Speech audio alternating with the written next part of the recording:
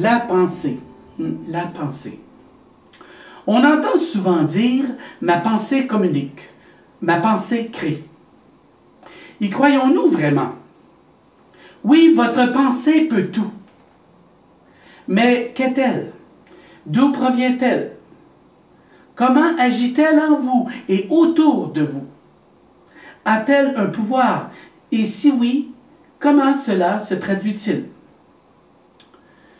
Ce que nous vous décrivons dans ce livre se veut un apport supplémentaire à la perception que vous avez du phénomène qu'est la pensée et de la façon de la rendre agissante, ici et maintenant, sur tout. Les écrits de Mme Adéla Tremblay-Sergerie ont soulevé les passions de plusieurs personnes.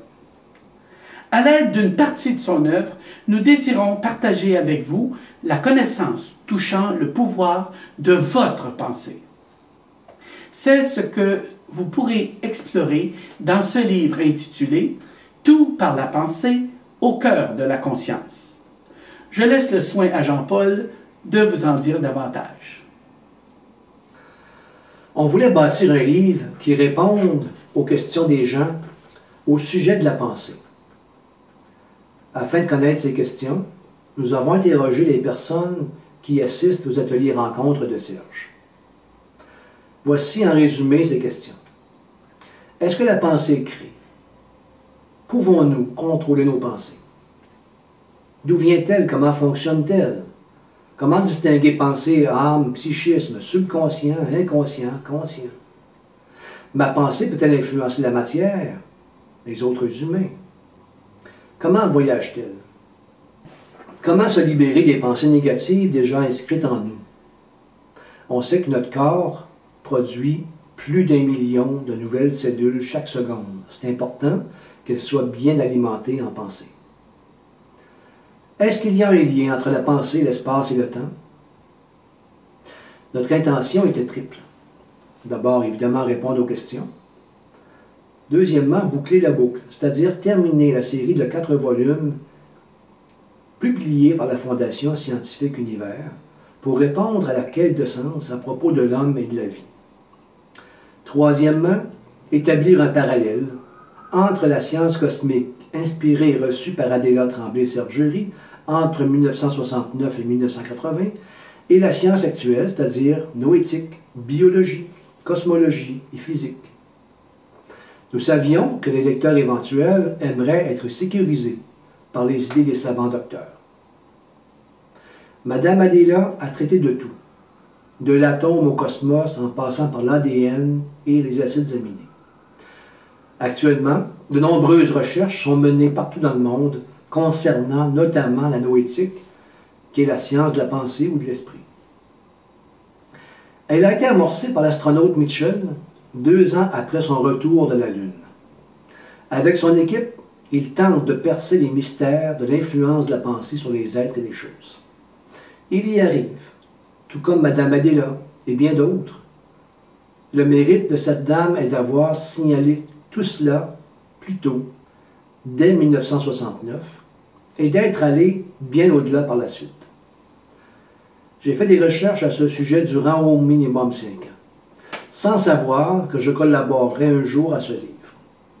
Aujourd'hui, je peux vous assurer que plus de 60% de ce que Mme Adéla a écrit est désormais prouvé. Et ça continue. J'ai donc plus seulement la foi, je sais. Ces connaissances sont placées dans le livre de cette façon-ci. Dans le texte, des lettres apparaissent entre parenthèses et elles réfèrent le lecteur à un chapitre spécial explicatif contenant aussi les références exactes à Hubert Reeves, par exemple, à l'Institut national de la recherche scientifique, à Science et Vie, etc. Ce livre est donc l'expression de la science en lien avec la métaphysique, c'est-à-dire la science non prouvée, et en lien aussi avec la spiritualité moderne, sans référence aux religions trop limitatives. Cette spiritualité n'est pas du domaine de la science, évidemment, mais elle n'est pas niée pour autant par cette science. Les scientifiques, on le sait, parlent en effet d'une entité non matérielle lorsqu'ils perçoivent l'influence d'un phénomène non connu sur leurs observations, au niveau quantique, c'est-à-dire subatomique ou cosmique, lorsqu'on parle de la marche des étoiles, par exemple. Merci pour votre attention. Serge revient pour vous parler du plan retenu pour établir les chapitres. 11 chapitres sont présentés et vous offrent le contenu suivant. Dès le départ, on fait un tour d'horizon sur l'origine de la pensée, son fonctionnement, son rôle.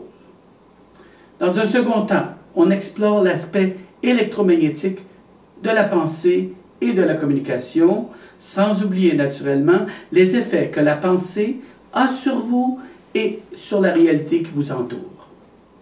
Puis, on découvre comment la pensée peut être amenée à se réaliser, à devenir agissante ici et maintenant, sans équivoque sur tout.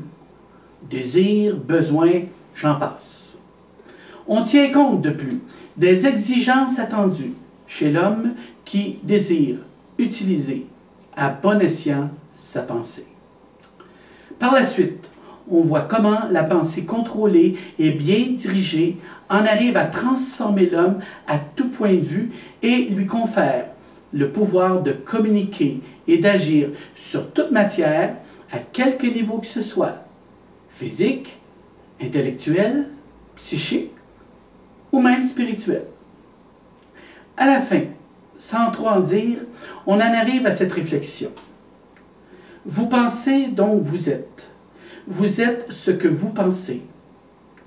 Comme votre pensée est sans limite, vous êtes un être de pouvoir. À vous de vous accomplir comme un homme nouveau. Quel beau voyage si vous faites en sorte que cela se réalise. Apprendre à améliorer, diriger, contrôler et fixer sa pensée chaque seconde est toute une mission à accomplir. Mais si la curiosité, l'intérêt pour la chose interpelle, il est sûrement venu le temps d'expérimenter ces connaissances et de les rendre effectives, ici et maintenant. Grandir en pensée, en parole et en action est une des responsabilités qui incombe à l'homme.